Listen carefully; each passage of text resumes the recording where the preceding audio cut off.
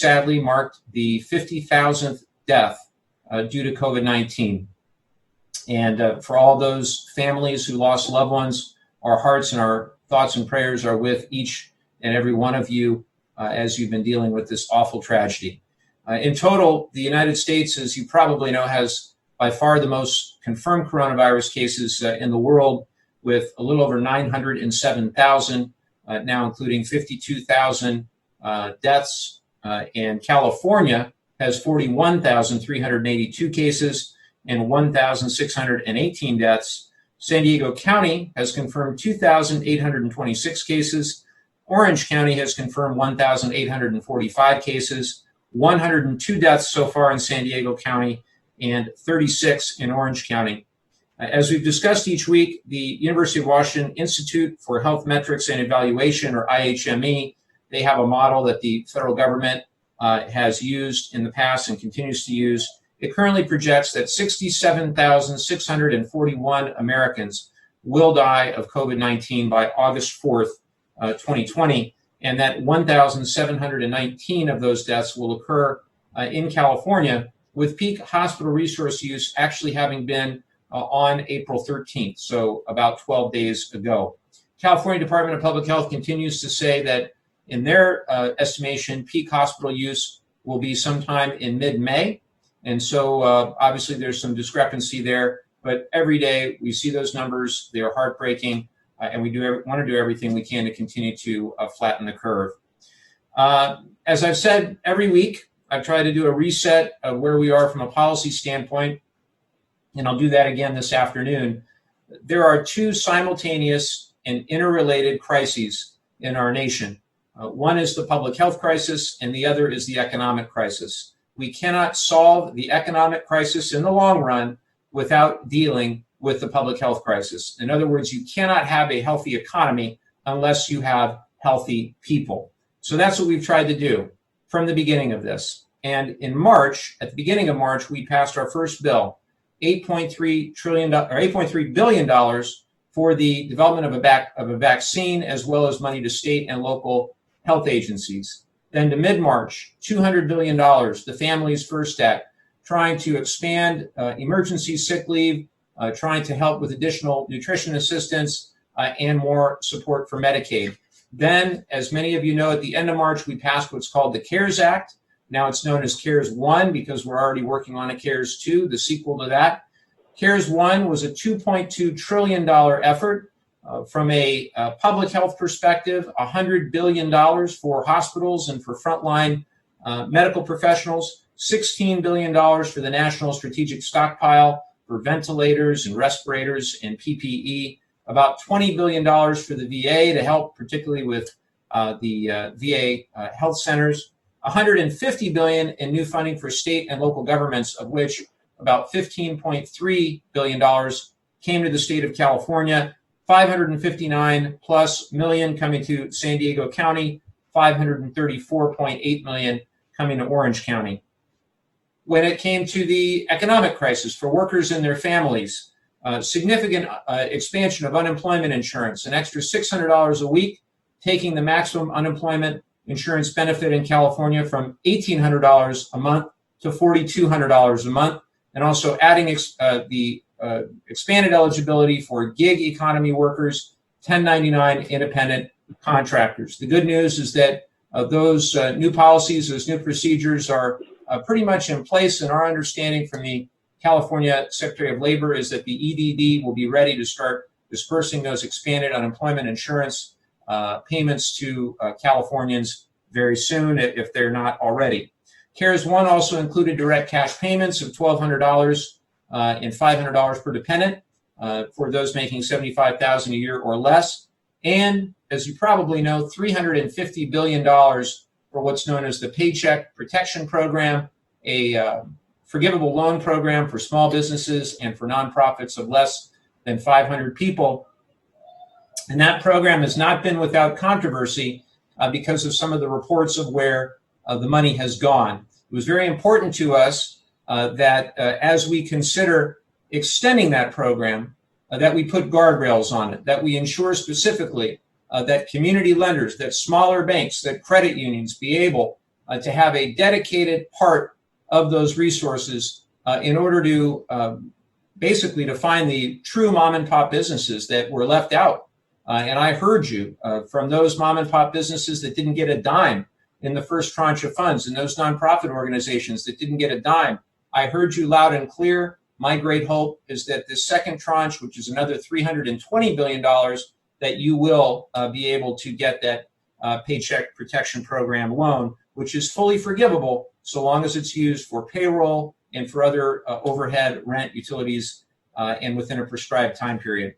I am very proud of the fact that this past Wednesday, many of us flew from all over the country. We got to Washington, and this past Thursday morning, we passed the bill that not only expanded the Paycheck Protection Program, adding another $320 billion, but also we strongly advocated and got another $75 billion for our hospitals and our frontline medical professionals. I'm hoping that a lot more of those funds will come to the 49th District, and specifically that more money will go to places like community health centers that were really left out by and large in CARES 1. And importantly, we got $25 billion for testing. And specifically, the bill calls out the administration and says the administration must develop a national testing strategy for both the standard diagnostic test and the antibody test. Very, very critically important. And I am really encouraged by what we've seen on the local level as it pertains to testing. But at a national level, we know that we don't only need the money, but we also need that framework where the administration must now develop that national strategy, because that's the only way we're truly going to address long-term COVID-19 is to ensure that we've got testing, that we've got adequate contact tracing, that we've got treatments, and that we isolate folks and treat them, and then eventually that we have the vaccine. And that's what we need. We need more testing and fewer distractions, and that's what I hope this bill will do. We also, in this bill, or I should say in another bill that we voted on the same day, on Thursday, passed a new select committee, the creation of a new select committee to oversee where these funds are being spent. You probably know that the president decided to fire the inspector general who had been charged with overseeing the funds and appoint somebody that we believe may not be as objective. There is also a 5-member commission that the CARES 1 created to oversee those funds, but we decided to take it a step further and create a select committee dealing only with the oversight of those funds. And it's akin to the committee that Harry Truman chaired when he was a senator overseeing how money was spent during World War II. That committee during World War II that saved the United States $15 billion back then and only cost $1 million to administer. So what comes next? What comes next? I'd like to see a number of things. And it starts, I think, with CARES 2, with more funding for state and local governments. I've seen the requests. Governor Newsom requested $1 trillion for state and local government. You had other governors saying $500 billion. The bottom line is there's bipartisan, bicameral support for state and local government. You had Mitch McConnell this past week basically telling states to drop debt. I'm confident we're going to be able to overcome that, and we're going to get something done. And we have to get something done for also cities with fewer than 500,000 people. So I've advocated for specific language for cities like Carlsbad, like Oceanside, like Vista and Encinitas and San Clemente and all the rest, cities of less than 500,000 to get direct financial help. We need more funding for education.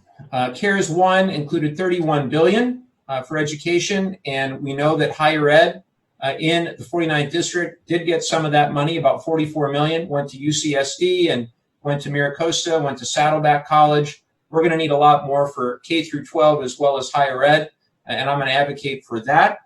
We need additional funding to secure our elections and protect the vote.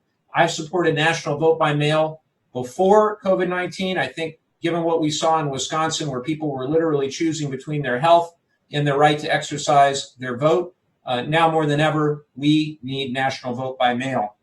We also need to protect the United States Postal Service, which is going through tremendous financial hardship as a result of COVID-19, losing billions and billions of dollars of revenue.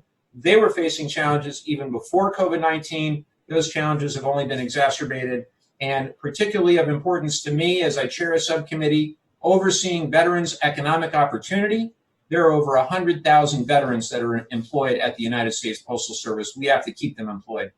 I also believe as part of CARES 2, we're going to need hazard pay for our frontline workers and for those in harm's way. I'm going to strongly advocate for that.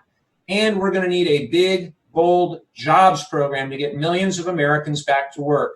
As we've seen, 26 million Americans and counting have filed for unemployment insurance over the last 5 weeks. And I'd like to see investments in infrastructure, broadband access. We know that 21 million Americans lack access to broadband in our water systems, our electric grid.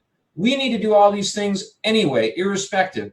But COVID-19 and the fact that there are 26 million people who have recently filed for unemployment insurance should give us all the incentive that we need to move forward with a big, bold infrastructure program. Let's get America back to work. I'm going to be fighting specifically for the shovel-ready projects in the 49th District, already meeting with a lot of our cities and our city managers, our mayors, our local partners in transportation, trying to understand what projects are ready to go that we can advocate for, and that's what we're going to do. And I'm also working with my friend, Republican Rodney Davis of Illinois, to try to get the Prevent Family Fire Act as part of CARES 2. That would create a tax credit for safe storage devices for firearms. We know that firearm safe storage devices dramatically reduce accidents, particularly in the home, around 74% by the estimates that we've seen.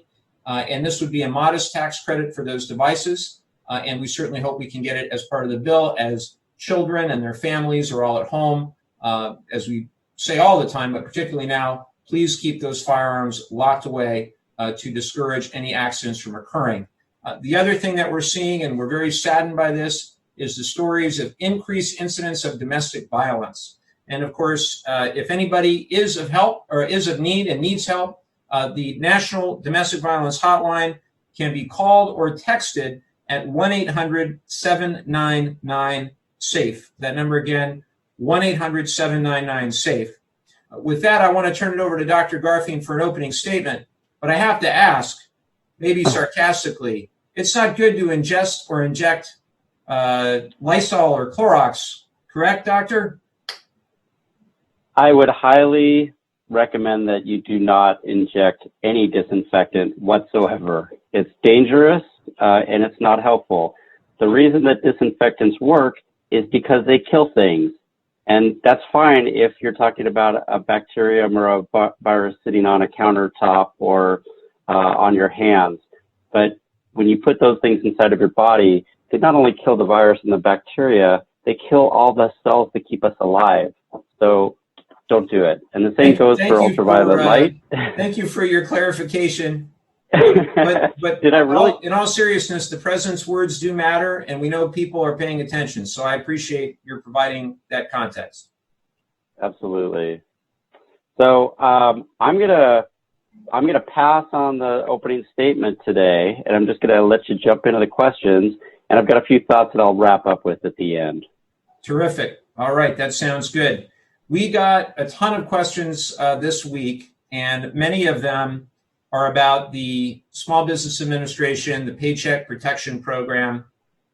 And we heard from Jennifer and Jeff in Encinitas, who own a small design business, Alexa in Oceanside, who owns a vending business, Brenda, who has a woman-owned manufacturing business in Vista, and Amanda, who owns a preschool in Encinitas, and finally, Marie in Encinitas. And I have to tell you, Jennifer and Jeff and Alexa and Brenda and Amanda and Marie, I've read each of your stories. Your emails are heartbreaking, and I'm hoping that this latest round of funding will help. And I'd like to first and foremost offer my office as a resource to you as you walk through the program with your lender. Perhaps you need a new lender. We can help with that, at least point you in the direction with the help of also the local SBDC, Small Business Development Center. But some of the questions, I would like to understand how the PPP has been so mismanaged.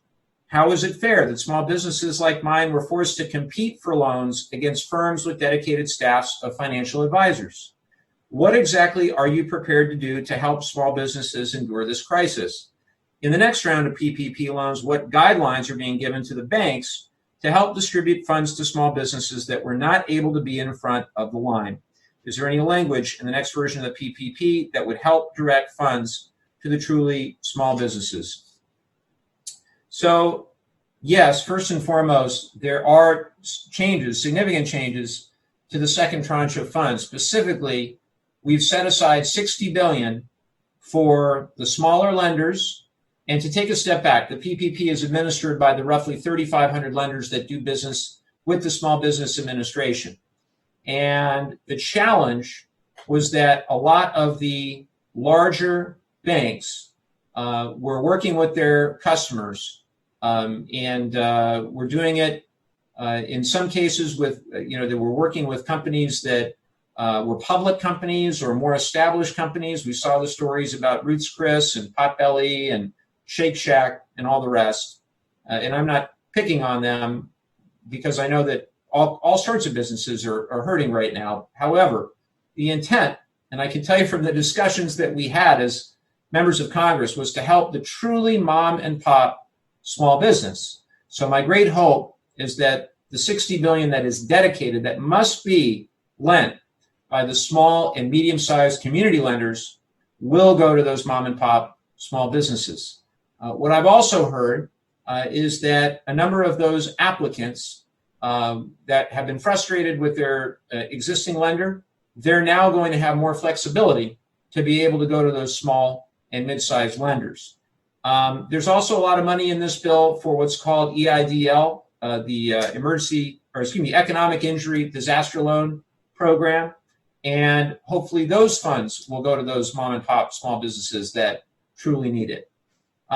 Again, this PPP, far from perfect, but very important that we get that money out to the small business community. The fact that the existing queue of those borrowers interested in additional funds probably will be hundreds of billions of dollars, and that this new tranche of 320, I think it's going to go very quickly. There's already been discussion in the House about needing a third tranche of funds. I'm okay to do that if there are guardrails in place. I also think that many of those companies that are on the fence, those bigger companies on the fence about returning those funds, they need to return those funds because it's intended for those small mom and pop businesses that really need the help the most. Debbie asks, I am very disturbed by the requirements to receive small business loans for COVID-19. My employer recently received more than $700,000 as a small business loan. The company has not had to lay off a single person as a result of the pandemic. This money could have been used by several other small businesses who had genuine damage from the pandemic. In the most recent bill, is there some requirement for recipients to demonstrate negative impacts of COVID? And I would like to appeal to a good many more politicians making decisions about releasing this money. If there is a good avenue to do so, please tell me. Well, Debbie, by writing me, you certainly, that is a good avenue to reach me. And I think it's really true that we've seen a number of companies who are really not that much in need compared to, again, some of those small mom and pop small businesses. And I was very pleased that there's that specific pot of money strictly for those smaller businesses that use those small community banks. Because at the end of the day, it shouldn't just be the well-connected that get these loans.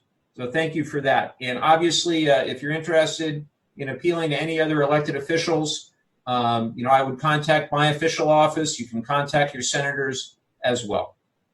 Here's a question for you, Dr. Garfien, from George on Facebook. And there's another similar question from Lori in San Clemente. So combining the two. Have we researched interferon alpha 2B? It's worked on similar viruses like dengue fever, AIDS, and SARS. How about other HIV antiviral drugs? Okay, well, there's two parts of that question. So let me start with the interferon part. Interferons are small molecules produced by human cells to signal the immune system to respond to things like viruses, cancer cells, bacteria, and other foreign substances that invade the body. So they're kind of like the first line of defense to ramp up the immune system. Interferons don't kill the virus directly. Instead, they boost the immune response to fight the invasion. And so for this reason, interferon therapy, and there's several different kinds. There's alpha interferons and gamma interferons, and there's different type varieties as well. So, and different ones are used for different reasons. But interferon therapy has been used to treat autoimmune diseases like multiple sclerosis. And when hepatitis C virus was first discovered, interferon was pretty much the only type of treatment that was available to treat hepatitis C. And it wasn't a very effective treatment, but it was all we had until more recently we've developed some much, much better drugs. The problem with the interferons is that interferons are responsible for the flu-like symptoms that we feel when we get infected with pretty much any virus. It's our body's first line of defense. When there's a foreign invader, they ramp up the immune system, and they cause all of those terrible symptoms that we all get when we are exposed to a virus, like the flu, which is, potentially fever, muscle aches, body aches, headaches, upset stomachs. And so the treatment itself is not necessarily a pleasant treatment, and it can actually exacerbate the symptoms of COVID. So there are some trials that are currently underway for using interferons because right now doctors are trying everything. Have to be done in a deliberate way so that we know if they're working and if they're harmful. There are some trials going on with that. I haven't heard of any that have been found to be effective yet, but those trials are being done. The other part of that question is about antiviral drugs, or HIV, and other viral infections. And there are several clinical trials underway right now around the world. Some that have already been done in China, some that are currently underway in the U.S., and UC San Diego is doing some of these trials as well, or involved in them. Two of these drugs, which many people have heard of, are remdesivir and tocilizumab. These are both drugs that have been used for other viral infections and have been found to be safe, when used as developed. But we don't know yet whether or not they're more effective than just the standard of care, which is basically supporting the patients until they recover on their own. So these drugs need to be evaluated carefully. We're hoping that they'll work, but it's unclear yet whether or not they're the solution. And then finally, I'll just mention hydrochloroquine and chloroquine, which also people have been hearing a lot about, and the president had touted those very early as being effective. These are medications that were originally developed to treat malaria or to prevent malaria, and they've also been found to be effective in treating some other diseases like lupus. The problem is that they have been found to have some dangerous side effects. So if they're not used correctly, they can damage the liver. They can cause problems with the heart, and they can be very dangerous. And these drugs are also in clinical trials right now. The preliminary results are not especially promising, but those trials haven't finished yet, so we don't know the definitive answer. But if anybody's thinking about taking these medications on their own, maybe you're finding them on the internet, I highly discourage you from doing so because they have been found to be dangerous if they're not taken correctly. Thank you for all of that, Dr. Garfien. Appreciate it very much. Ira in Del Mar asks, or says, thus far, President Trump has successfully sidestepped every attempt to rein in abuse of the system. He fired the career IGs and replaced them with people loyal only to him. And the oversight panel can only function if the Republicans appoint their members, and McConnell agrees with Pelosi on a fifth member. What provisions can the House put into any new legislation which will provide real-time auditing? Why don't Pelosi and the Democratic majority simply say no if these controls are not included in legislation? Ira, that's an excellent question. As I mentioned, this past Thursday, a couple days ago, we flew to Washington and we passed not only the interim bill, which you could call Bill 3.5, so the $484 billion for the SBA and the testing and the hospitals, we also importantly passed another measure to create the select committee to oversee the funds.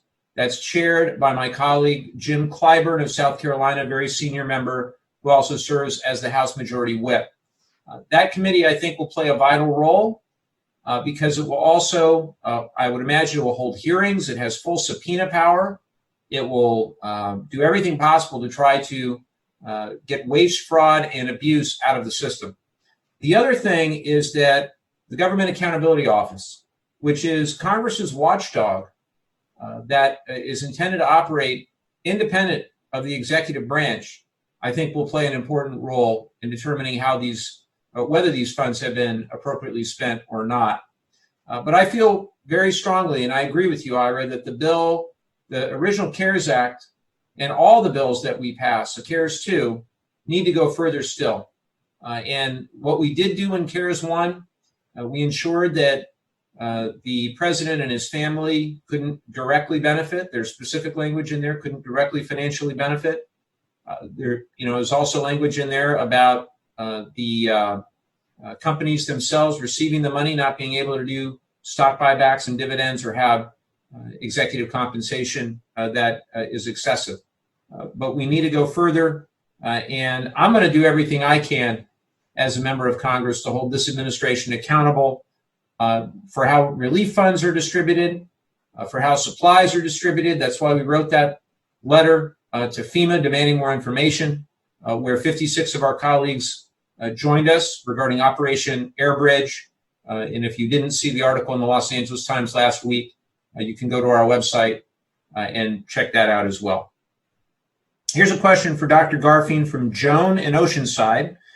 Some of us were extremely ill in December and January, pneumonia, high fever, nearly drowning from mucus in the lungs, but we stayed home, away from everyone, everywhere. Will anyone ever test us when the antibody test is perfected to see if we already have immunity? And I'm going to even add another wrinkle to this question, which is we've seen a number of stories now that you can get COVID multiple times. So if you could comment on antibody testing and also on immunity and what that looks like, that would be fantastic. Sure. So that's a great question, Joan, and I'm hearing more and more of that from people who are now saying, thinking back to the early part of the year, I was pretty sick. I wonder if I had coronavirus, and maybe if I got tested, I could find out if I'm safe to go back to work or go back out in public because I don't have to worry about being infected. So I think that your question is an excellent one, and a lot of people are asking it. So thank you for asking that question. So currently, the CDC is not considering people without symptoms to be a priority for testing. There's not enough testing. It's got to be used for other reasons. But now we need to keep in mind that there's two kinds of tests. There's the viral test, or PCR, or RNA test that people have been using since the beginning of the epidemic, which is used to see if there's actually virus in the person who is sick with symptoms at the time. That's where they take the swab of the throat or the nose, and they actually look for the genetic material in the virus to indicate that that person is actively infected. The second test that people have been talking about is the antibody test. And this is a test that looks for proteins that are produced by the immune system in response to being infected with the virus. And that test will actually show two different kinds of antibodies, one that shows up very early after infection, usually within a few days, but maybe after the virus is already detected. So you can detect virus before you can detect these antibodies. And then there's another class of antibodies, the IgG antibody, that shows up maybe another week after infection and will stay around longer.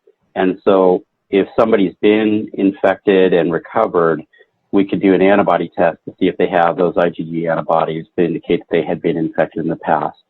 Now, the question is, do those antibodies actually protect you from being reinfected? And the hope is that they do. And we say that because pretty much all other viral infections do create create some immunity after a person recovers from the infection. So we don't expect that the coronavirus is that different, but we do need to do more research to make sure that that's actually true in this case. And if that's true, then we can start to say, well, these people are immune and could, go back into society more safely. However, the problem there is that the tests are not perfect, and so just because you test positive for antibodies, it might be a false positive, and if you're told that you can go back and be exposed, and you might end up actually getting infected, and the outcome could be bad. So why would we do these tests for people that have already been had an illness and resolved? Well, one reason might be is because there is something called plasma therapy, where people who have been infected and have recovered have antibodies in their blood that could actually be protective of somebody who, if they're injected into somebody who is currently sick or maybe just been exposed. This is therapy that's been used before for other diseases, other types of viral infections, and it works quite well. And so there's studies taking place right now, including at UCSD, that are evaluating the effectiveness of this therapy in humans for coronavirus 19. But we have to be careful because we don't want, if there could be a risk to doing it, and so doctors are making sure that they're evaluating it carefully to make sure that it isn't going to increase a person's risk as well as having some benefit to it. So some people may be getting tested now to see if they have antibodies because they could be very important and very, very beneficial donors of plasma to help people that might be sick right now. So that was a long answer, but to get to the point of your question is, will there be a time when people can be tested just to find out if they really did already have the coronavirus? That may be coming in the future. I wouldn't anticipate it right away. More likely there might be some testing that's offered for people that are known to have had coronavirus disease so that they can be potential donors. And then finally, to the congressman's point about reinfection, as I said, for everything we know, we think that coronavirus disease and recovery will confer some level of immunity, at least in the short term. We don't know how long that'll last yet because it's a brand new infection, so we don't know how long the protection will last. But there have been a couple of incidents reported from China and also, I believe, in New York, where it looks like somebody had recovered, and then when they were tested to see if they had virus in their nasal pharynx, it was negative. And then a few weeks later, they became a positive on the viral test again. And that would suggest reinfection. However, we don't know for sure if they were reinfected or there was a false negative on the test, or potentially they were starting to get better, but they didn't quite fully recover and they had a reoccurrence of the same disease. So we don't know the conclusive answer yet. It doesn't seem like it's very common that reinfection is occurring, but we need to do more research to make sure that we know the right answer for that. Got it. Excellent. Next question from two different people. Marilyn, who is a veteran in Oceanside, and Vladimiro, also from Oceanside. They both asked some variety of the following. I've heard there are a lot of virus cases on Camp Pendleton. What do you know about this? Marilyn and Vladimiro, I can tell you that the DOD has cited some operation security and readiness concerns about saying exactly how many people on different installations are COVID positive or how many cases they've had. But we do know roughly 1,500 overall active duty service members have tested positive for COVID-19. What I would also say is I'm in touch frequently with our base leadership, and I think they're doing an outstanding job.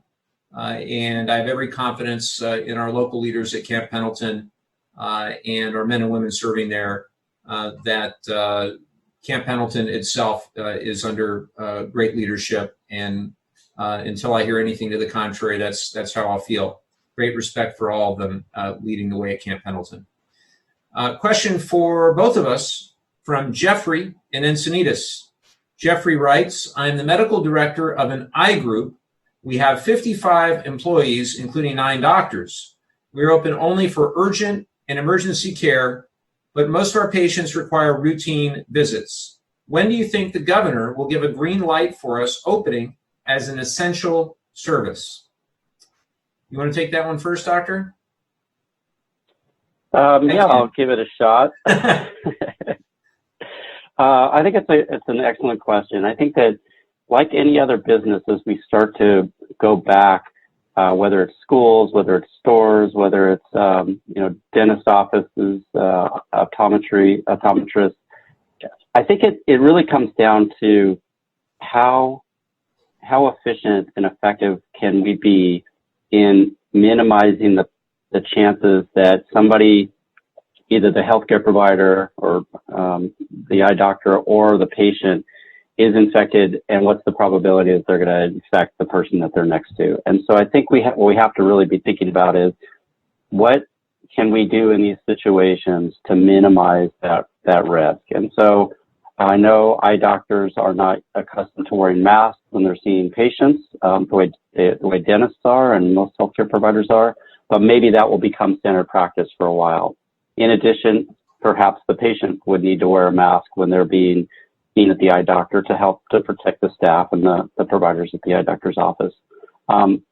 What I would recommend is that everybody in all these industries start to work together to develop protocols of best practice operating procedures to show that you really thought about this and you come up with strategies for how to engage with the public in a safe way. You know, you want to protect yourself and your staff. You also want to protect the patients that are coming into your clinic.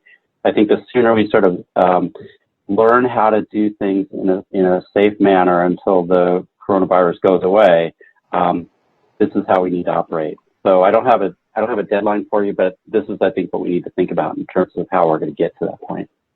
Well, and I also think that the governor is going to look at this through the lens of the 6 factors, right, that he talked about last week. So obviously, the ability to monitor through testing, contact tracing, isolating, and supporting those who are positive or exposed, the ability to prevent infection in people who are at risk, the ability of the hospital and health systems to handle surges, the ability to develop therapeutics, the ability for businesses, schools, and childcare facilities to support physical distancing, and the ability to determine when to reinstitute certain measures, such as the stay-at-home orders, if necessary. So, the governor laid these out recently. Hopefully, we'll get updates very soon as to a progress report. But I think as we go further along and as we meet these 6 criteria, and certainly indications are that we're doing pretty well in California and that a lot of the policies are working, that we'll be able to get back to business as usual a lot quicker, and that would include your business, Jeffrey. Here's a question for you, Dr. Garfien, from Dennis in Dana Point. He's obviously watched before, because he starts by saying last week, so he saw you last week. Welcome back. So you have to be careful what you say and make sure you're consistent. Last week you said that surgical masks should be one and done. I have 4 and rarely use them more than once every 2 to 3 days. If I rotate them, that would mean I wouldn't need to reuse one for 8 to 12 days. Is this a safe practice? Great question. That is a really great question. So, Dennis, I think what we have to consider is, what are we using the mask for? For most of us, we're wearing them when we go out in public on an off chance that we might be infected and not know it, and we want to prevent spreading the virus to other people inadvertently through coughing, sneezing, and even talking and breathing could potentially spread some virus out into the air for somebody else to inhale. So if you're using it for that purpose, really what the mask is contaminated with is yourself, and you want to think about it, how is the best way to manage that. The CDC has one recommendation. They don't recommend it strongly, but in the most serious situation where there just are not enough masks and there's no way to decontaminate, they have come up with a protocol of giving a healthcare worker a number of masks, say 5, and then 5 paper bags that each bag is labeled with a date and that person's name on it. And they'll use a mask for a day, put the mask in the paper bag and set it aside, and then do the same thing for 5 days in a row. And on the 6th day, they go back and use the first mask again. Again, this is for that person only. It's not, doesn't mean that it's safe for anybody else to use, but but within 5 days, any virus, the coronavirus that's on there should have died. And so that's sort of worst case scenario. I'm not recommending it, but it sounds like you've already thought about that. And so your thinking is not totally out there. In terms of masks that we're using at home and in the community, people have asked about decontamination, and there have been a number of studies done by the NIH and the Department of Defense and universities to look at what's safe and effective. And there's only been a few that have actually been found to be effective, which is like ethylene oxide gas, vaporous hydrogen peroxide decontamination, and ultraviolet germicidal radiation. No, these all sound really complicated, and they are. So these aren't the kinds of things you would do at home. These are things that you'd have to have a facility to do them in, to do them correctly. And they also break down the mask itself. So even with these, you can only use the mask 2 to 3 times. So there really isn't anything that you can do at home safely. You can't spray a mask with alcohol or disinfectant because 1, it'll break down the mask, and 2, you may end up breathing in toxic chemicals and hurt yourself.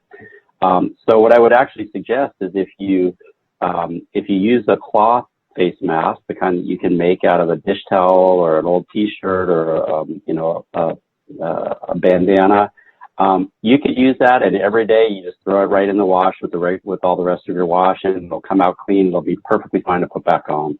So if you've got some of those face masks, or if you have a supply of them, donate them to a clinic. But if you've got your own and you're using them and you run out, then use a cloth face mask.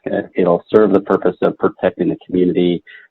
They're not recommended to necessarily protect you if you know you're in contact with somebody who's infected, but they're perfectly acceptable for protecting the community. Excellent. All right, I wasn't going to do this, but you brought up radiation, so I have to ask about heat and light and your comments on all of that. We talked about not ingesting Lysol, but I want to hear your thoughts on heat and light. If you had the ability to irradiate yourself with the right ultraviolet light and somehow get it into your body, it would do the same thing that disinfectants do. It kills cells, not just viruses and bacteria, but it'll hurt your cells. So all don't cells. recommend it. Yes, all cells. That sounds like a bad strategy. Yes. The other thing is, and you'll notice this if you ever had a tooth filled at the dentist and they use the ultraviolet light to cure the dental filling, they're very, very careful to all be wearing eye shields and shield your mouth so that they don't burn you with the ultraviolet. It's not a good thing. And then heat, same thing. The heat will inactivate the virus, same as ultraviolet light, but these aren't things you would necessarily do to your body. But if you, in the environment, heat and sunlight are very good at killing viruses and bacteria. So if you want to visit with people, you're safer being outside on a sunny day talking than sitting in a closed room where the bacteria or the viruses could build up and you can breathe them in. So being in the house chamber is probably not the greatest idea. We had all kinds of social distancing this week, Doctor. You'd have been very proud of us. They had a system where you went in one door, you vote, and then you basically went straight out to a different door. And it was so different from what is normal, because usually the House of Representatives is just, a bunch of people talking to one another on the floor, in the cloakroom, in the hallway, etc. And it was really a single file kind of thing. So very different voting experience, to say the least. Bev in Oceanside asks, all elements of the food chain need to be protected. Is Congress addressing that specifically? And a similar question from David. Mike, what can you do to increase assistance from the USDA so that farmers would be able to more effectively move undistributed and harvested crops to food banks? Excellent questions. What I can tell you is that very regularly we, as a caucus, we talk to the chairs of our committees Colin Peterson is the chair of the Agriculture Committee, and what he's told us time and time again is that we don't have at least as of last week, a large problem with food production. Now we're seeing problems with meat. We're reading about that, beef and pork, etc. The problem is with food distribution rather than food production. That may change as this evolves. But I suppose what Congress could do is it could allocate more funding to USDA to help move the undistributed food to food banks. I think it's a very interesting idea, and I'm going to take it back and talk to my staff about it. But what I can tell you, I have been in touch with a variety of local food banks in general to see how they're doing, to see what their needs are. I'll touch base with them as well to see if that is an ongoing concern. But your point is very well taken. Here's a question for Dr. Garfien. This is from James in Encinitas. James asks, although our curve is lower than expected, it isn't subsiding enough to say the peak is near. Am I right? You're absolutely right. We're not there yet, and I think we're going to be a long way off. Cases continue to occur, and although the number of new cases is not as increasing as fast as it was before, we still are having a large number of cases every day of new cases of coronavirus. And the way maybe to think about this, I'm going to try out this analogy and see how it flows. It's sort of like you're driving in your car, and all of a sudden you run into an ice storm. And at first, everything is going crazy. You can't control it. Your car's spinning out of control. And what you first need to do is you need to slow the car down. And so, you put on the brakes, you try to slow down, you kind of get the car under control so it's still running, but you're still in that snowstorm, and everything can happen really quickly if things get out of control. And so we're kind of there. And the point of this is that the cases were increasing very rapidly, and coincident with that, the number of deaths that were occurring rapidly, and we had to get things under control, because if they kept on rising, they were going to get to the point where the healthcare system was going to be overwhelmed, and then the number of deaths would go up even faster because there wouldn't be enough capacity in the healthcare system to take care of the people that are really sick and really need it. So what we're doing with social distancing and stay-at-home orders is really trying to slow down that increase and then sort of get it to a point where we're tapering off and hopefully dropping down, but always staying below that line of capacity of the healthcare system. We know those are the cases. We know people are going to get sick. We know, unfortunately, people will die, but we want to be able to do the best job that we can as a community to keep the number of infections low enough that our healthcare system doesn't get overwhelmed. But by doing so, that also means that we're stretching out the curve. It means that we're going to be dealing with this for a much longer period of time, because by slowing things down, fewer people have already been infected. And as long as we have a lot of people who are susceptible, they will still be at risk of becoming infected, and there will be more cases going on. And so a few studies have been done now in different cities. There's Santa Clara, California, there's New York City, Washington, all looking at the prevalence of infection by taking samples of the community to see how much infection there was. And the infection rate appears to be sort of in the 2 to 10% range, a little bit higher in New York City. So whatever it is, it's still very low, meaning that we still have the majority of the population that are at risk. And so if we open up the valve and we let people go back to work or step on the gas trying to get through the snowstorm faster, we're going to have a lot more cases, and we're going to run back into that problem of having another peak that could exceed the capacity of our healthcare system, and that's what we're trying to avoid. So, we seem to be getting close to the point where things are starting to not increase as fast as they were before, and that's a really good sign. It shows that what we're doing is working, but it doesn't mean that we're going to get to a point where we can just stop and go back to normal all of a sudden. Thank you. Incredibly important explanation, and I know you've given a similar explanation a few times, and I think it's important to continue to hear the sound science behind why these measures have been taken, that no question have had devastating impact on our economy. But at the end of the day, as we've said, can't have a healthy economy unless you've got healthy people in the long run. Eric in San Juan Capistrano asks, what is being done in Congress to ensure our most vulnerable populations get their economic impact payments, as many do not have bank accounts and haven't filed tax returns? Eric, that's an excellent question. And the economic impact payments are those direct cash payments of up to $1,200 that we mentioned before. What I would say first is if you don't have a bank account and you haven't set up direct deposit with the IRS and you're still eligible, you will receive a paper check. That paper check will be mailed to you in the order of your adjusted gross income, with the lowest income individuals being mailed their checks first. 5 million checks a week. I wish it were faster than that, frankly, but that's what we've been told the capacity is for the printing of those checks.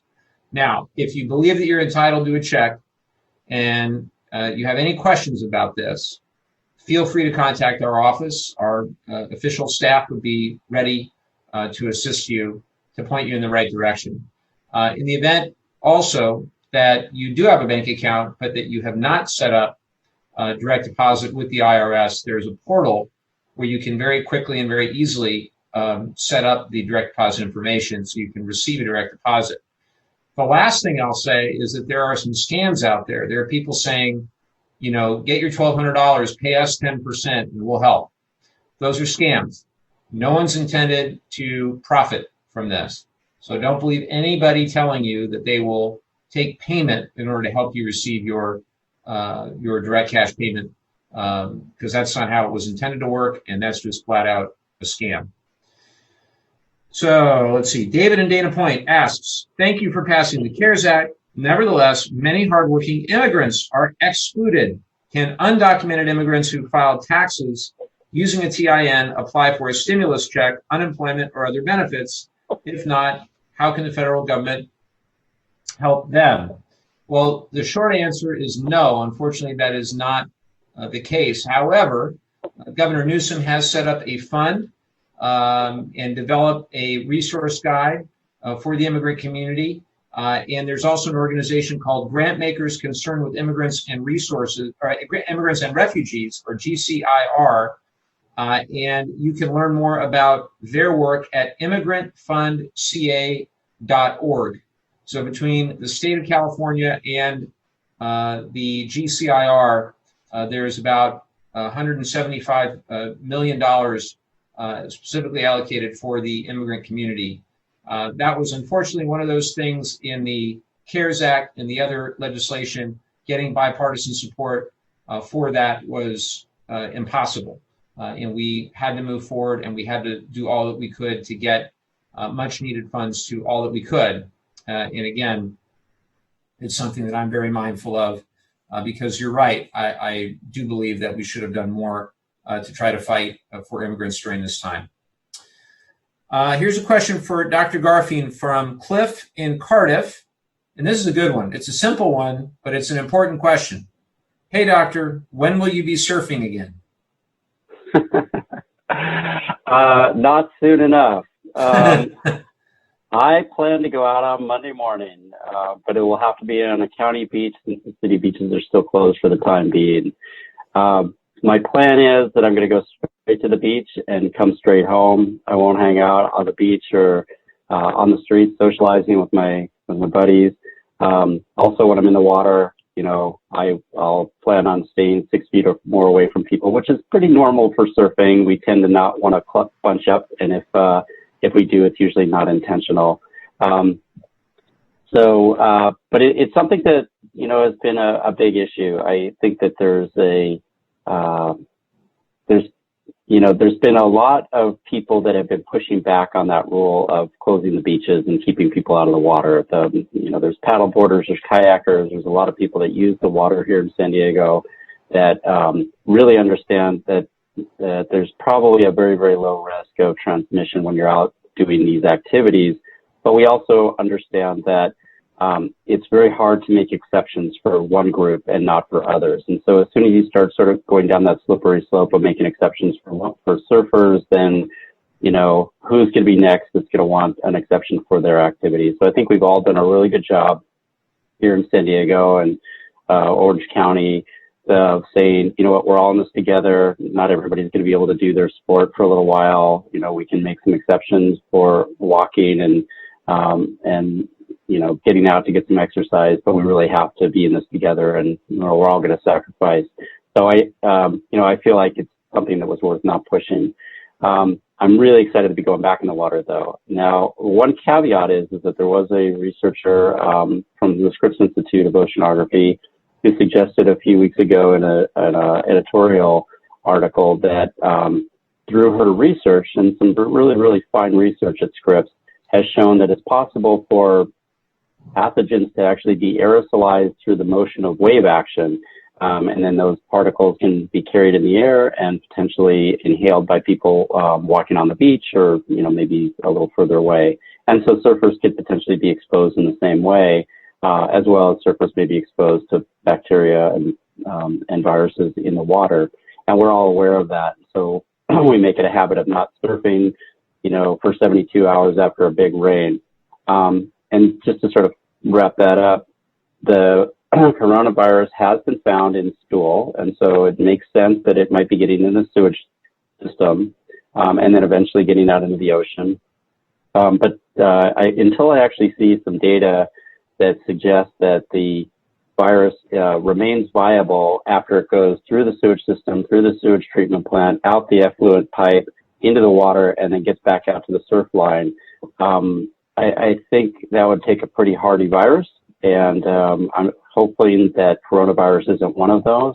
But I give I have to respect the research done by the Scripps Institute, and that research is going on, and I think we'll have to see what comes out of that. Well, I look forward to hearing how your surfing while social distancing goes Monday. But stay. Yeah, I might not be. I might have to miss this one next week. Might depends on what the surf conditions are. Stay safe. If anybody's going to do it responsibly, you're the guy. So that is good. Thanks. Here's a question from David in Del Mar. David says, thanks for holding this virtual event. We hope all is well with you, your family, and staff. All is well. As far as my family goes, they're downstairs right now, and the homeschooling has been pretty interesting. We have a 7 and a 6-year-old at home, so I've never had so much respect for people who homeschool their kids, I'll tell you, but we're doing just fine. David says, it is important for the country to minimize the financial impact of COVID-19 in the short term. This will have long-term implications. What will be done about the huge increases in the federal deficit in the aftermath? New taxes, reinstatement of pay-go, cuts in federal programs. David, I absolutely agree with you. This is a huge, huge problem. It was a huge problem before COVID-19. It will be an even bigger problem after COVID-19. By the estimates that I've seen, our deficit to GDP ratio this year will be on the order of 13% or higher. That will be the highest it's been since World War II.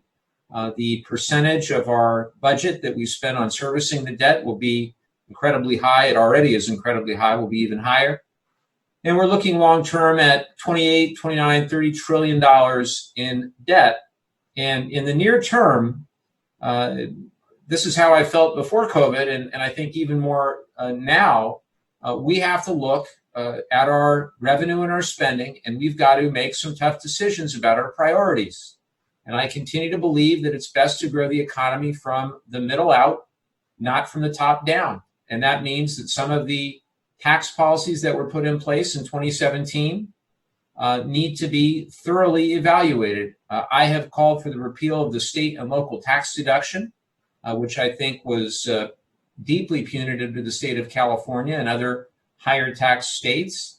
I think as we have this whole discussion around providing additional resources to state and local governments, we also have to be mindful of the fact that we repealed the state and local tax deduction, and that was very hard on a number of the residents and many of the residents in the 49th district.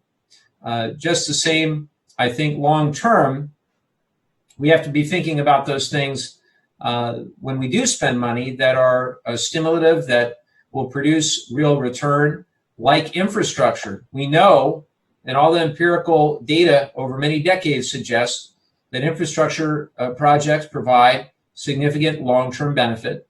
And by the way, we'll put millions and millions of people back to work. And that's what we need to do. We've got 26 million that have filed for unemployment in the last 5 weeks. We've got to put people back to work. So if we're going to spend money on a big, bold infrastructure package, count me in. And that's what I would much rather do than provide massive tax breaks to those at the very top.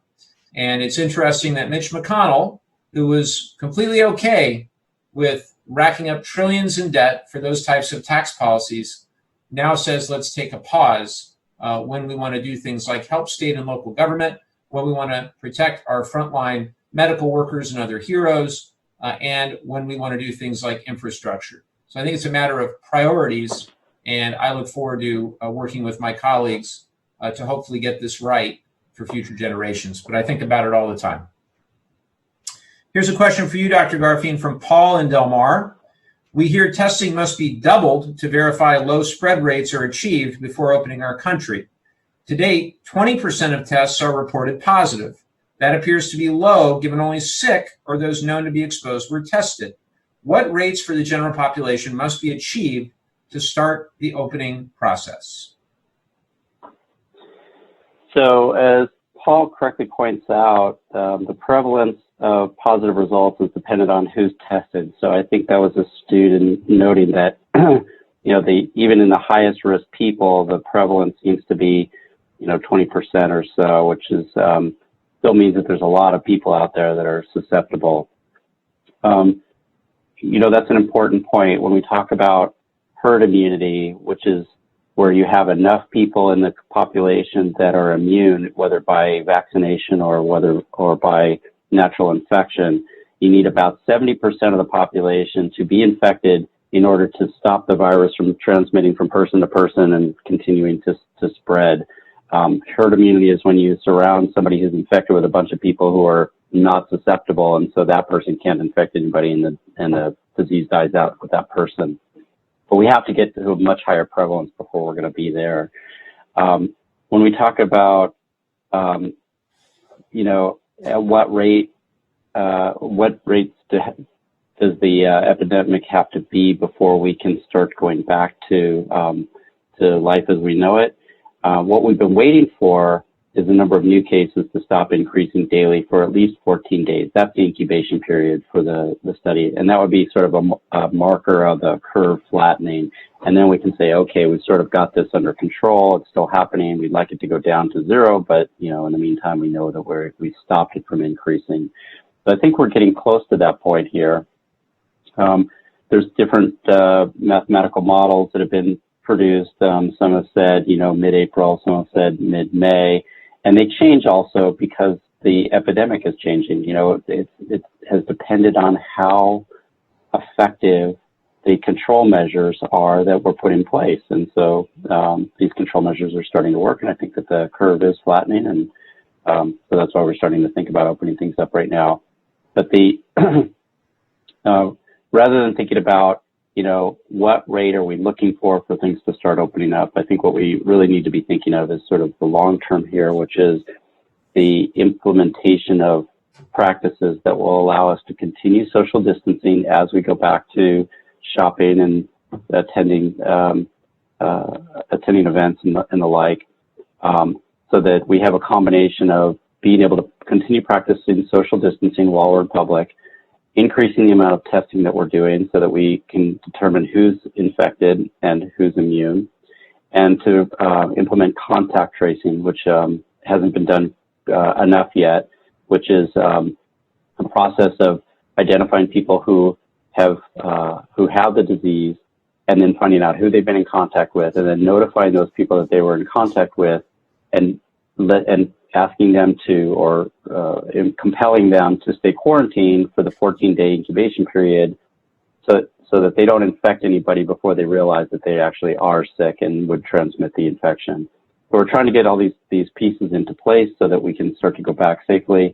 And then I think that we have to be prepared that if the rates start to climb back up, we're going to have to dial things back a little bit and get things back under control, and then do a better job of learning what it's going to take to prevent the infection from spreading. Thank you. Really outstanding answer. Here's a question from a physician at the VA. And he writes, we're constantly dealing with shortages of N95 masks, face shields, and other needed equipment. On the testing end, we're scrambling to find suitable swabs and transport material. We should be testing everyone who's being admitted to the hospital for the presence of the virus, but we can't because of lack of supplies. This puts staff and other patients at risk. I would have thought that Congress would make the VA a priority for assistance, but apparently not. Also, the distribution of Cepheid test, I hope I pronounced that correctly, test kits from central office to the various VAs had nothing to do with need. Every hospital got the same amount of test kits regardless of caseloads. Are you aware of these problems? These are not unique to my medical center, where everyone is working hard to take care of patients and prevent spread of infection. Yes, doctor, I am very aware of the reporting around all of this. We had Dr. Smith from the San Diego VA as our guest for one of our town halls recently. We had a discussion with Secretary Wilkie as the subcommittee chair of a Veterans Affairs Committee subcommittee. I was on that discussion, and the claim was that there was not a shortage of PPE. We see reporting to the contrary. We've asked and demanded more information. I can tell you it's not for lack of funding. We have sent over $20 billion to VA, most of it to VA healthcare, around 16, 17 billion to VA healthcare. The intent of that money was that VA have everything they need to be able to help our veterans. And not only that, but to hopefully expand beyond that and to help the civilian population. What we were told by Secretary Wilkie and the others on the call was that VA hospital bed capacity of around 14,000 was looking quite manageable. Only around 7,000 beds were filled. They weren't worried about ICUs being overrun, or weren't worried about number of ventilators or anything of that sort. They'd already expanded into the mission of helping with some of the state hospitals and state retirement facilities and things of that nature. And they were working in particular to help in certain areas of the country, like New Orleans, Louisiana, where a high percentage, I want to say 10% of all veterans impacted by COVID were in, at that time, the New Orleans, Louisiana area. But what I will do is this. I have your information. I'm not going to say what it is for purposes of privacy, but we've got your name, we've got your email address. I'm going to make sure that our office directly connects with you so that we can learn more about what you're dealing with and try to help however we can. And obviously, I'm very sorry that you're dealing with this. Here's a question for Dr. Garfien from Dolores in San Clemente.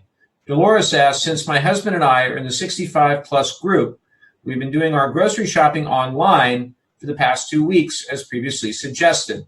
Is it okay now for us to go to the grocery store to do our shopping as long as we wear our masks and keep up with social distancing? Yeah, that's a question I'm sure a lot of people are wondering. So thank you for asking that, Dolores. The AARP actually just published a nice article on how to stay safe while at the grocery store. If you can look that up online, I think it's a nice one to read. I think this is a personal decision. The fact that you've been able to do your shopping online is fantastic. I know some people have struggled with that. They'll place their order, and then when they get finished and they try to check out, the order will get canceled because they can't be, the delivery company can't keep up with the business. So I think that there are times when people feel like they do need to go out. So let me just sort of enumerate a few things that you could do to try to minimize your risk if you do decide that you're ready to go back to the store. One suggestion is shop early in the day. Many stores are offering early hours for seniors, where it minimizes the risk because they let fewer people in the store, give people a little bit more time to shop, and hopefully minimize the number of people that are shopping in the store that might actually be infected. Plus, the stores oftentimes disinfect in the off hours. They disinfect all day long, but they'll do a more thorough cleaning at the end of the day. before the next day. So when you're going in, the store may be a little bit cleaner and less likely to come in contact with the virus. Then when you do go out, wear your cloth mask. But remember that the mask is really designed to prevent the wearer from transmitting the virus to somebody else. They're not really designed to protect you so much from breathing in the virus. I think intuitively there is some protection, but because they're not perfect, the CDC doesn't advise wearing a mask for like a healthcare worker to protect them from becoming exposed to somebody that they know is sick. So just be aware of that. So what that means is wear the mask. It will hopefully provide some protection to you, but also maintain that 6 foot of separation between other people when you're shopping in the store as much as possible. Also, when you get to the store, wipe down the cart handle with a disinfectant wipe. Usually stores will have those available if they're not already doing the wiping down themselves. And then try to only handle the items that you want in the store and avoid touching more items than you need to. So, try to look at the item while it's still on the shelf and then pick it up and put it in your cart when you're ready to take it. Also, when it comes to checking out of the store, there's different options. You can either go to the regular checkout counter, or many stores have the self-serve line. When you go to the self-serve line, you don't have to talk to or come in contact with the checker, but you're also touching a lot more surfaces like the keypads and things, and so there might be some more risk there. Also, the other nice thing about the checkout counters is that many of them have already installed plexiglass shields so that you're actually not making direct contact with the checker. And then remember, the whole time you're out there, don't touch your face. So don't put your hands on your nose, mouth, or eyes, because that's how we get the virus into ourselves. So your hands can get dirty. That's fine. The virus won't go through your hands. Just make sure that you're not touching your face with your dirty hands. So like I just did. It's hard not to.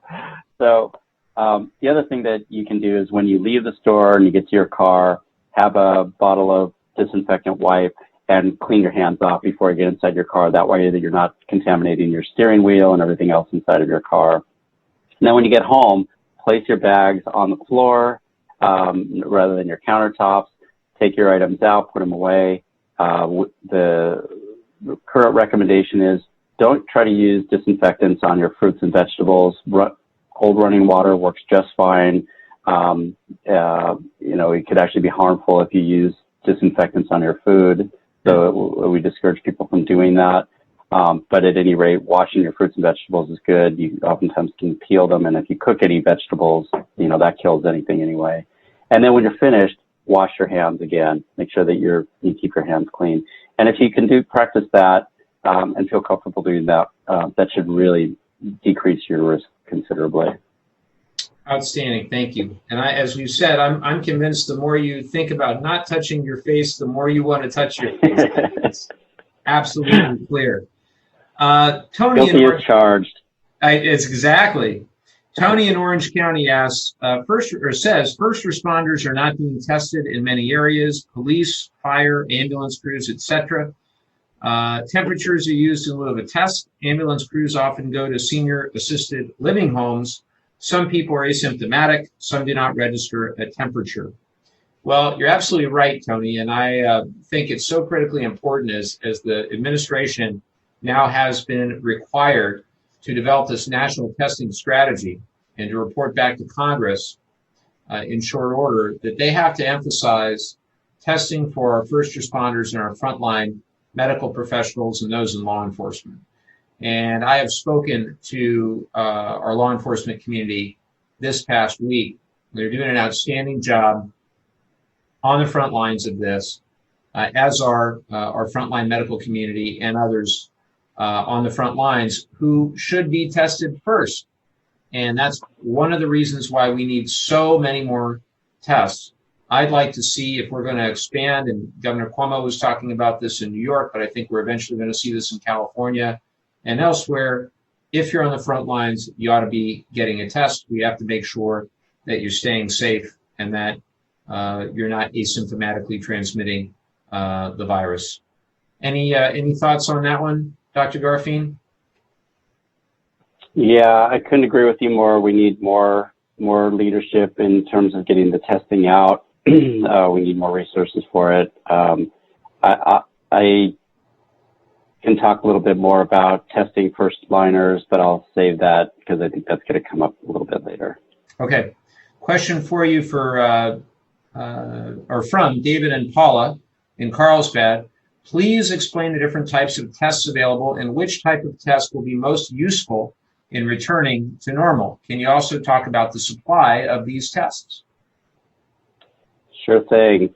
So as I mentioned a few minutes ago, there's the test for the virus itself, and there's the test for the antibodies, and they're used for different purposes. The viral test indicates that a person is actually actively infected. This is really important for patients that are having symptoms in order to help the physician to know whether or not they're dealing with a case of coronavirus versus something else. And that's important because the treatment can be very different, and they want to know what's causing the disease. Also, it's confirming that the person has the virus in their system and is infectious. And so knowing that it's a case of coronavirus infection, contact tracing can be done with that person as a case to find out who they might have exposed and who else needs to be notified that they could have been infected with the virus. Now, the antibody tests are used to pretty much determine who has already been infected with the virus. Some antibodies are produced early on in response to the virus, usually within about the first 3 to 5 days after infection. Could take a little bit longer, but an antibody test might pick up some of those early antibodies. And so it could actually be used to determine that a person with symptoms has coronavirus as opposed to something else. But those antibodies stay even after the person has resolved their infection. So testing positive on an antibody test isn't a conclusive way to say that the person is actually still infected. So we use the test for different purposes. And there's many companies that have produced the test, and I think as the congressman mentioned earlier, there are I think about 80 different companies reported to the FDA that have produced these kinds of tests and are all out there trying to market their tests. Currently, for example, the antibody test, there's not a single one that's been approved by the FDA. Because these companies haven't had time to do the evaluations to prove that they actually have a high enough sensitivity and specificity to be FDA approved. So the FDA, in response to the epidemic and the demand for tests, has relaxed their rules and now have what's called the emergency use authorization, which allows companies to start marketing their tests even before the evidence has been provided to the FDA to get FDA approval. Those companies should be doing that research at the same time that they're marketing their tests, so that they can eventually get FDA approval. But that currently there's a lot of tests out there that may not be very reliable. So I think we have to be careful with how much emphasis that we put on the results of these tests by themselves. They need to really be looked at in the context of the patient's clinical presentation and their history and the potential for being exposed. And to my knowledge, there hasn't been any head-to-head studies yet that have compared all these different tests to each other to figure out which one is best. So we don't know what the best test is. You really have to do some digging to find out what evaluations the test companies have done so far to know how the quality of their testing, but that's not widely available. And then, finally, in terms of the supply of these tests, the number of tests is definitely ramping up. I can tell you that UCSD has taken the approach that they've adopted a number of different antibody and viral load or virus tests in order to have, it's sort of like when you invest in the market, you want to diversify rather than putting all your eggs in one basket. The UCSD has done the same thing, and that way, if the number of test kits or reagents goes down from one company, they've got other devices that they can work with, and so they're trying to maximize their ability to do a lot of testing by diversifying. And I think currently at UCSD, they're able to do about 1,000 tests per day, and they're trying to ramp that up to about 1,500. So the supplies are increasing. The tests are going to get better, but we're still working on that. Well, with Governor Cuomo, that was outstanding. And what Governor Cuomo said the other day was it's a supply chain issue, the international nature of the supply chain with regard to swabs and reagent and other components. That's the gating variable here, and that's where he really needs federal assistance. And that's why, again, we need a national testing strategy. And not to beat a dead horse, but it's very obvious that had we had a national testing strategy from the get-go, we would have been in a lot better position. We know, and in past weeks we've discussed how the CDC had big problems with its COVID-19 test initially in January and February. There was a report recently about potential contamination causing their tests to have false results, and then not having the FDA quickly enough activate commercial and clinical labs to be able to get their tests up and running. And we know, I mean, the data is very stunning, but the United States and South Korea had the first domestic case of COVID-19 on the same day. And today, per capita, I checked this earlier today, doctor, in terms of deaths per million, we have had 33 times more deaths per million people than South Korea.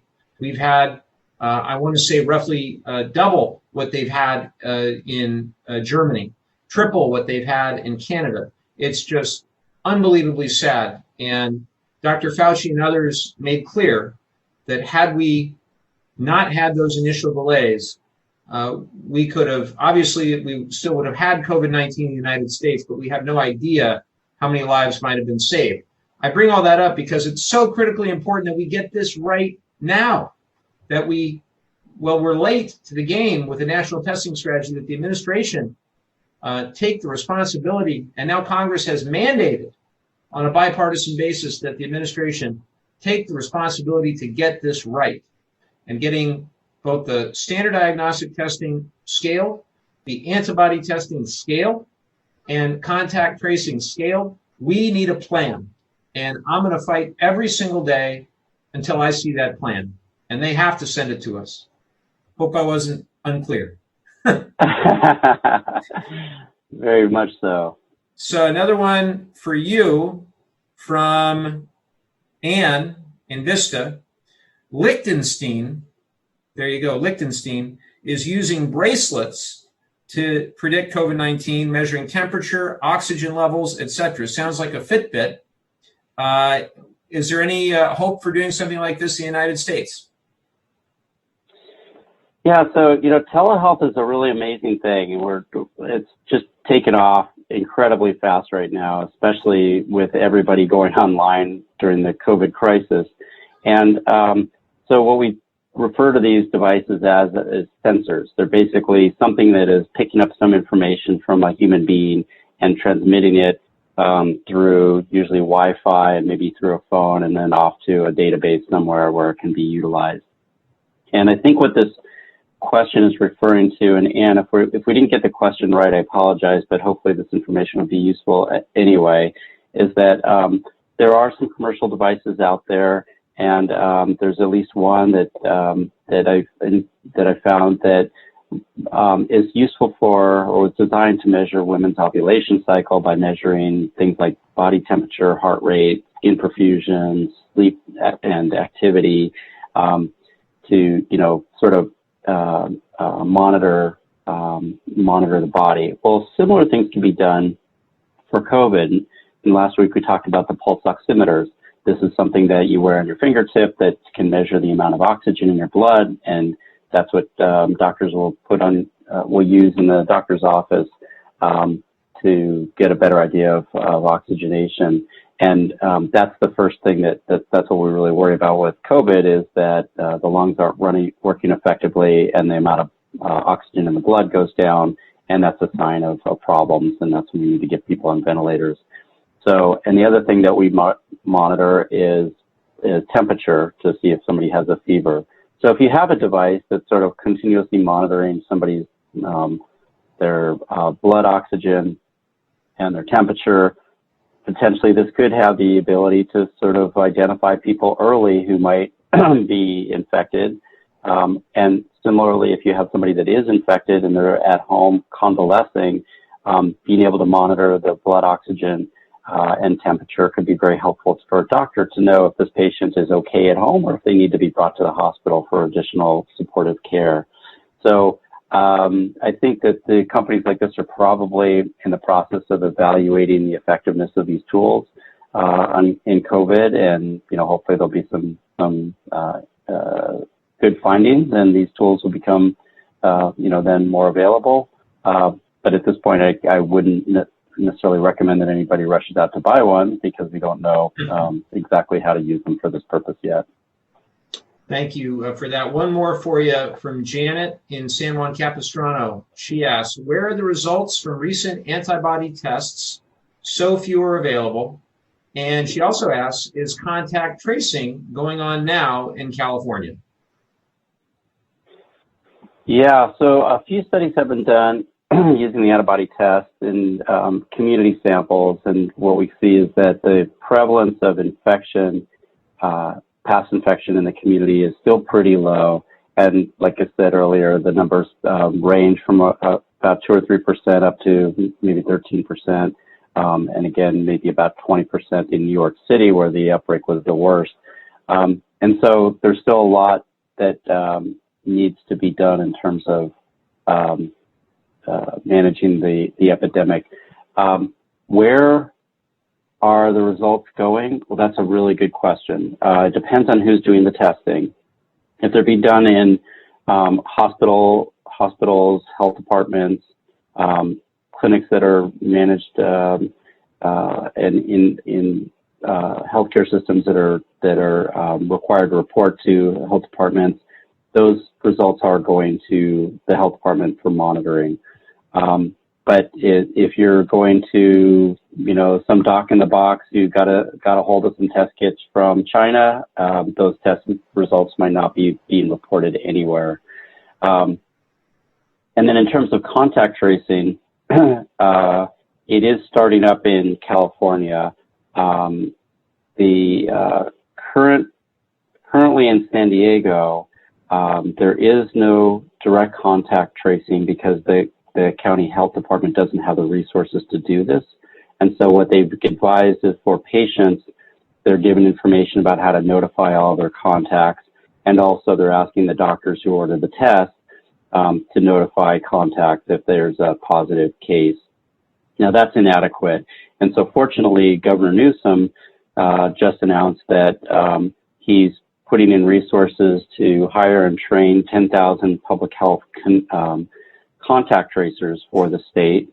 And he's opened up 80 new testing sites around the state. So UC San Francisco has been taking the lead in the Bay Area to develop protocols for doing contact tracing.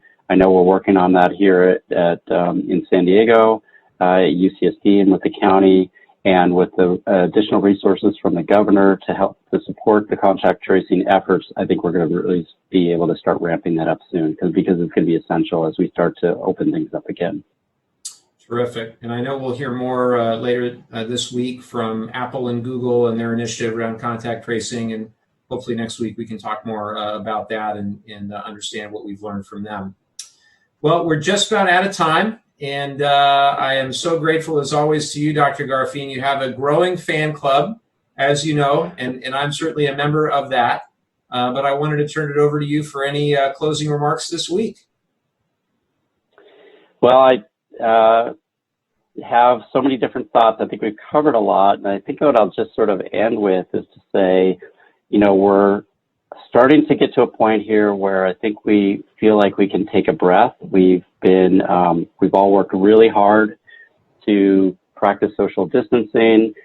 We've taken, we've really suffered through this a lot, but I think we've suffered through it together. And I really respect my community for all the work that we've done to try to slow the spread of coronavirus. Now that we're starting to see that we've got a handle on it, our healthcare system has learned a lot about how to manage patients. So hopefully some of the data will be coming out on the best treatments that are available. The vaccine is still a ways off. We don't expect a vaccine until early to mid 2021. But we're starting to get a handle on this. And so as we start to, open up the valve and go back to life as normal, we need to do it slowly. And we need to do it deliberately, and we're going to do that by continuing to practice social distancing. And so, life will be a little bit different as we start to go back to normal. But then we also have to monitor things carefully to make sure that if we start to see an increase in cases again, that we look to see what's working and what's not and dial some things back. Hopefully surfing won't be one of those things that gets dialed back. And I think we also have to be really careful right now that we've been cooped up for so long that there's going to be this desire to just sort of get out and take a deep breath and go see all the friends that we haven't seen in a while. And this is really not the time to do it. I think we have to continue to go forward slowly and meticulously and carefully. I think if we all rush to the beach and we have big barbecues and go hang out with our friends, we're going to be in for a load of new cases, and we don't want to see that happen. And then in terms of sort of, are we ever going to get back to those big events where lots of people can get back together, for baseball games and football games and, concerts? I think that's going to be sort of a long way off. So we should just sort of anticipate that and get used to it. But I think if we do things correctly and move slowly and deliberately, we're going to get through this.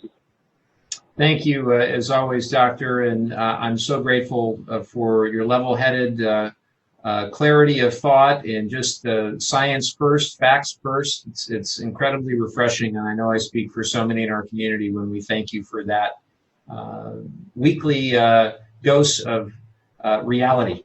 What I try to do is I'm developing public policy is to be driven by science. And I think it's so critically important right now that we continue to listen to our public health experts, listen to our scientists, none better than we have in our district and our region. Truly, truly grateful. And, as I have said, as we were passing this legislation this week when I was in Washington, we're the United States of America, and we have to stay united as a country. And we have to remember that we've got to help those on the front lines. We have to help one another out, and we have to act with kindness and generosity. And we're a very kind and generous country. And I believe that in the weeks ahead, we're going to offer in the House proposals that speak to that generosity, that focus on those on the front lines, so that don't discriminate on the basis of whether you're a blue state or a red state. As we all know, sometimes politics gets in the way, and it shouldn't in this instance. This is a pandemic and a health crisis and an economic crisis that we all need to deal with together. And I hope that our nation's policymakers are up to the challenge. I want to thank everybody who helped put this together, our wonderful team, Ellen and Adam and Hunter, everybody on the campaign side. Please visit our website where we have a pretty detailed COVID resource page. It's mikelevin.org, and you can go click on the green COVID-19 button. We'll also be posting this town hall and all of the town halls over the last several weeks that we've done with Dr. Garfien. And we're truly, truly grateful whether you post or whether you tuned in on Twitter or Facebook or YouTube or whether you're just listening on the phone. We do hope that you'll visit with us again next Saturday afternoon for what I hope is another informative town hall. Thank you. Stay safe, stay healthy. Thank you for everything that you do for our community, and we'll see you again next week. Take care.